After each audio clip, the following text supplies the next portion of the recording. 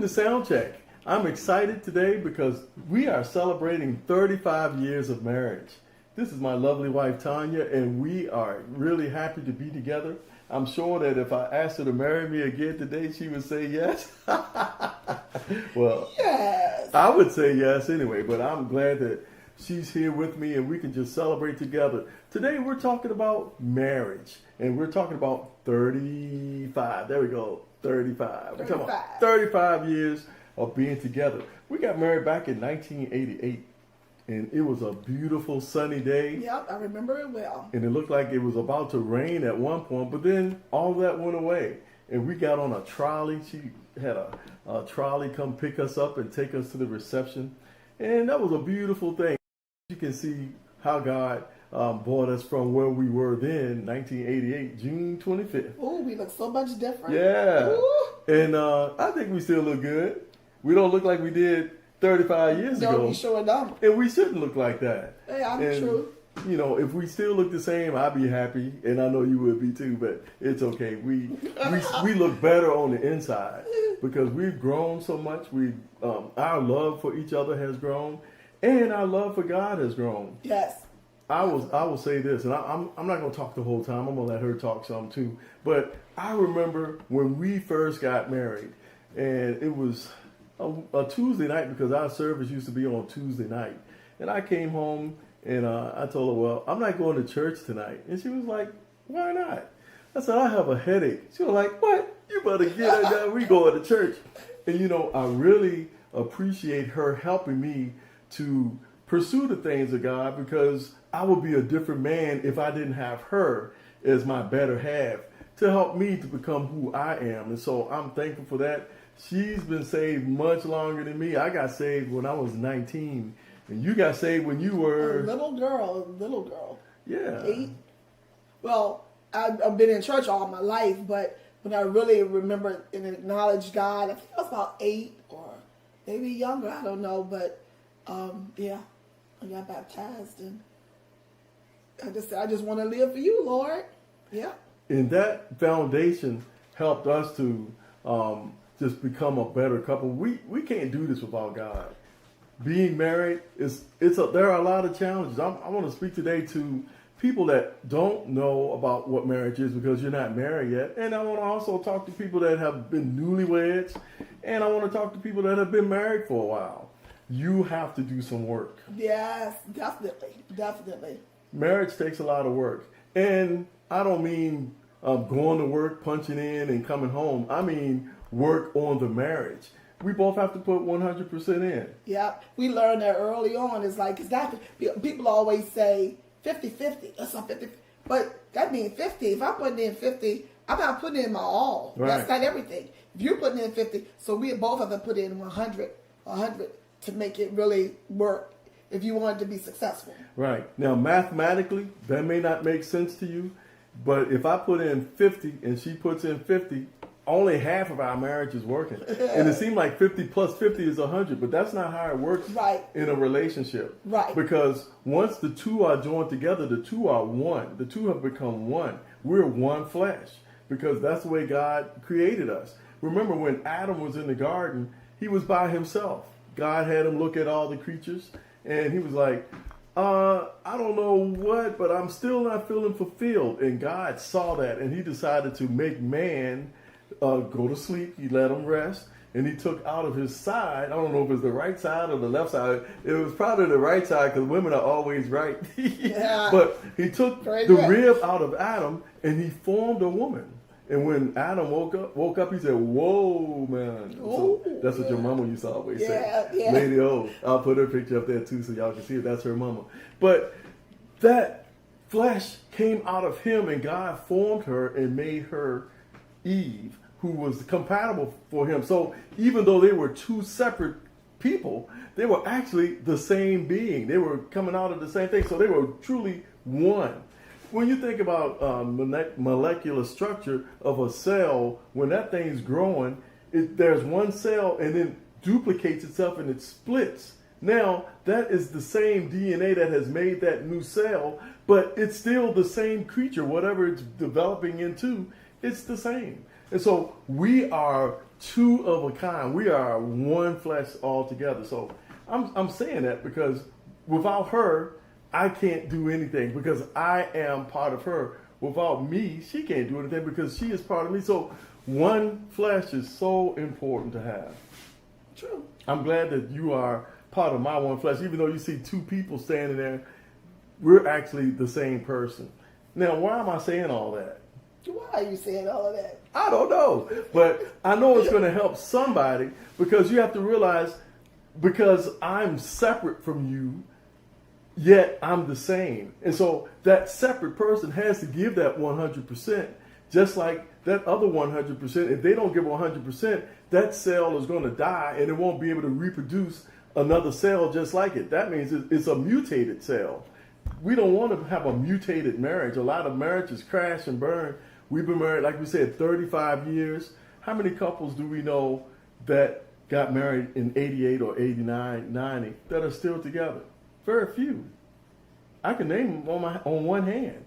But that we know of. Yeah, that we know that of. we know. Not yeah. statistically all over the whole planet.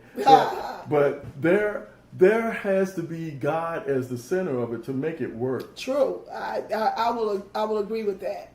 Because, it's like the word lays down the order that, that we're to follow to make this a marriage work. And, and so if you follow that order, it's really good. Yeah. I'm going to tell you one thing that happened with us one time. We have 4 children.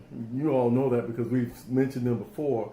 And there was one point of time where Prophet Freeze, he was one of Apostle Foreman's best friends, and they were working together. And Prophet Freeze had me to come over, and we were playing music together because we had this thing called the Unity Conference. Yeah. And he spoke into my life something. And like I said, he was a prophet, and he knew what God was going to be doing in our lives. I couldn't see it, but he spoke into my life. And at the time, we were about to have her come off of the job and be at home with the kids. And I couldn't see it. I was like, I don't know what's going to go on. Prophet Freeze said, it's going to be all right. God's going to take care of you. And I'm telling you, we didn't miss a meal. However, there were some times that we were eating some things that I wasn't super happy about because, we ate what we could afford to buy. And I remember buying this stuff and she cooked it and it tasted great. But, I was complaining about it and I was like, well, why don't you cook something different? And she was like, well, why don't you bring something better home? So we got in this big tiff and this big argument, and it was really my fault. But I'm looking at her like it's her fault. And so she called her mama on me. And she called her mama, and they talked some sense into both of us, actually. What would you say about that? Well, it's good that when you have good counsel, and and even talking into my mom and my dad about some things early on, I was appreciative that they were not they didn't take my side. Right. They heard both of us. They listened to both of us, and then when it was time to correct, I remember my mom looked at me and said, "Well, Tanya, this is what you did wrong," and I'm like. Because I really thought, they were going to see my side, my way, but Mrs. Wright, remember Mrs. Wright? And I would, and I look back, and even then I looked at it and said, and then they turned to you and said to you and Ms. Isaac, this is what you did wrong, and and they gave good counsel, and that taught me something right there. You don't want somebody that's gonna always agree with you, right? And but they can look at a situation. Good counsel is very good to have. You find somebody who's been in it and that you trust, but that's fair and not just take up for you because that's my son or that's my daughter. But they can actually and because they had the word behind them, they had some years behind them. So now in fact we got married on their anniversary too. So but that was good. Wise counsel is good. We got it before we got married. We did. And we got some good tips from my parents, and it really helped. And we applied those tips. And as long as we applied it, everything was great. But yes, that wise counsel was very important. Right. And so that's why I'm being transparent, because I want you to know every day wasn't the best day ever, but Yeah. I'm glad we went through those days so the rest of the days could be the best days. And one advice I would give those that haven't gotten married yet, don't get married on your mom and dad's anniversary. Don't do it. Well, I thought it was the neatest thing. I tried to duplicate their wedding. Like my mom had the rainbow pastel colors, and so I wanted the rainbow pastel colors, and I thought it was kind of cool. It was kind of neat to, I got married on my parents' anniversary. But when the kids came, Right. or when it was time for us, when the kids, they started look like not adding, but they started multiplying. But we wanted to go on a little anniversary trip, and they were like, no, hold up, no, we're going on an anniversary trip. So I was like, so yeah, a lot of anniversaries. I just remember we just sat around, we bought a little cake, and then our little people here, these were our cake toppers Right. back then. And so we have pictures at anniversary pictures where you see like one little head of a kid back there with us, and we going happy anniversary, and then you see two heads, and then you see three heads, they all up in the picture, and then it's like four heads, happy anniversary. And then it got to a point after a while. See, if you can If you can endure to the yeah, end. just hold on. After a while, we got a chance that, we were able to actually go places. And then we went places with my mom and dad. Right. So that was really cool, celebrating our anniversaries together of all these years. They have, of course, many more on, but Right. just celebrating that together with them, that was fun. We had Yeah. good anniversary trips. Now, on that note, I would do it on that date, because if you can get past the children age, Right. the rearing years, Right. then it will be great and it will be a blessing, because we had such fun going with your mom and dad. We've been Yeah. all over the place. Yeah. Yeah, and it's been really fun. It has been fun. It's been fun. And it's like, we got neat pictures of... In fact, we'll probably put some of those on here too, so you can see them anniversarying with us, or us with them, Yeah. because they came first. Yeah. And that's when we got our T-shirts. I mean, we just did, and this is like lately, last 10 years or so especially, we just been having fun. And you know what? It's not so much either where you go. Right. It's just being together and just, I don't know. Now I think it's cool again how we celebrate together our anniversary and stuff, and then you get to hear the wisdom, and as we're traveling, and the road trips are the best too, because we have time to just talk, Right. just talk about anything, just having fun. I don't know, it's just great. It's great. I appreciate being able to celebrate with them, and they'll be celebrating again together. God's blessed them. They can celebrate another year as well of being married, so that's really good. Yep. But we just wanted to share that time with you. There's, not a whole lot of time that we have to talk about all the years and all the things that we did, but we just want you to remember, having Christ as the center of your marriage is going to keep that thing together. Yes. It's going to keep a focus in a place where you can know that she's with me. God is also with me. I got somebody with me all the time that's praying for me, and I appreciate her doing that. I'm praying for her. She's got my back, I got her back, and Jesus has both of our back. And so that's what we wanted to share today. You want to say something else? Well, I just want to say yes, and having a believer as a spouse is so important for everything. I mean, for prayer for when you're not feeling well, but for prayer for a situation they may come together. Instead of just go, throwing up your hands. Let's join together and let's pray. Right. That means a lot.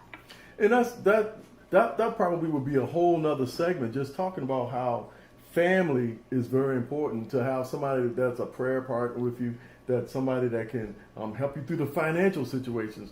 Like she said, when somebody gets sick, a kid gets injured, or you just need to go to 3 different parent conferences at the same time. It's good to have somebody with you that's on your side that can help you out. So I think we're done for today, because we're out of time.